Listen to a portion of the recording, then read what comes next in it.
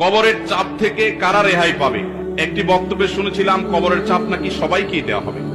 ভাইরা আমার, কবরের আযাব, বিশেষ করে কবরের প্রথম চাপ, আযাবটা শুধুমাত্র পাপিষ্ঠদের জন্যই হবে, কিন্তু কবরের যে একটা চাপ থাকবে, কবর প্রথমেই একটা চাপ দিবে।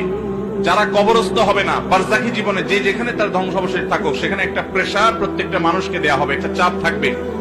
একটা হাদিসে আসছে, নবী করিম সাল্লাল্লাহু আলাইহি ওয়াসাল্লাম বলেছেন, এই চাপ থেকে কেউ রেহাই পাবে না।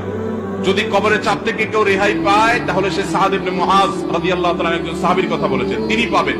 এছাড়া কেউ কবরের চাপ থেকে রেহাই পাবে না। তবে এটা আলমুল গায়বের বিষয়, কেমন হবে সেটা একমাত্র আল্লাহ ভালো জানেন। এটা ঠিক, যারা ঈমানদার তাদের চাপটা হবে সহনীয়, যারা বেঈমান তাদের চাপটা হবে অসহনীয়।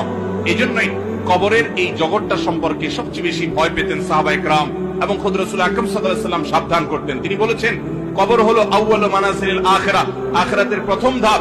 যে ব্যক্তি এই ধাপে পার পেয়ে যাবে, তারপরে সব ধাপগুলো সহজ হবে ইনশাআল্লাহ। অতএব ভাইরা আমার, কবরের এই চাপ থেকে আসলেই কেউই রেহাই পাবে না। এমনকি মুসলমানদেরকেও, ঈমানদারদেরকেও চাপটা দেওয়া হবে, তবে তাদেরটা কাফের এবং পাপিষ্ঠদের চাইতে ভিন্নতর হবে, সহজ